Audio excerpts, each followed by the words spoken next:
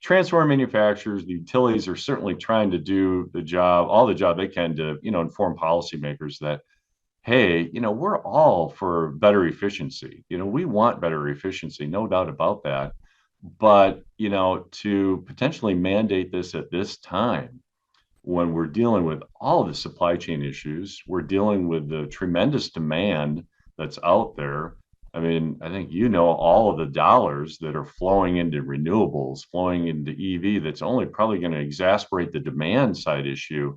Maybe now is not the time to do that, and to take a step back and at least let the manufacturers, let the utility industry catch up with the demand, before new and arguably onerous requirements are going to be put on utilities, put on the manufacturers for a relatively small efficiency gain and substantial increase in terms of costs.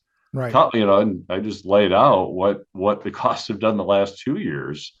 Can utilities continue to absorb much higher increases on transformers and potentially other products related to due to these increased efficiency standards that they want to roll out in 3 short years.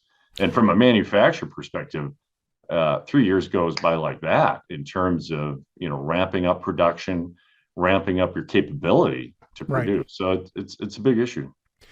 Well, and as you're saying, you're talking about the cost issue. I've been looking at, I take a deep dives into numbers and the electric power monthly, and we're seeing big increases in electricity costs already across the U.S. In fact, I'm writing a piece now about California. Their residential rates last year alone went up 14%. I mean, these are big increases.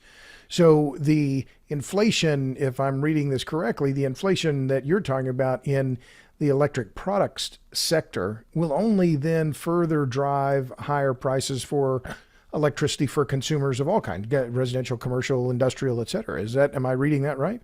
Oh, absolutely. Absolutely. I mean, these costs need to be borne by the utility.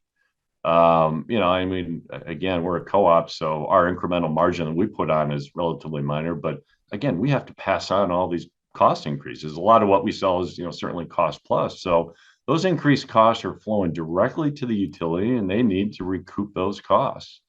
I mean, we serve a lot of relatively smaller size co-ops compared to the large IOUs. But I looked across our member capex spend each year. There's a lot of co-ops that buy anywhere from $5 to $10 million from us a couple of years ago. Well, add another 30, potentially 40% by the time this year is done to that capex spend. That's a lot of dollars that our members have to absorb and certainly have to pass that on in some form or fashion. And typically that's obviously done through electric rates to cover those costs. And this isn't a co-op only issue. This isn't a municipal issue. This is an IOU issue. It is an electric utility issue across the country that is only going to help, unfortunately, drive rates up.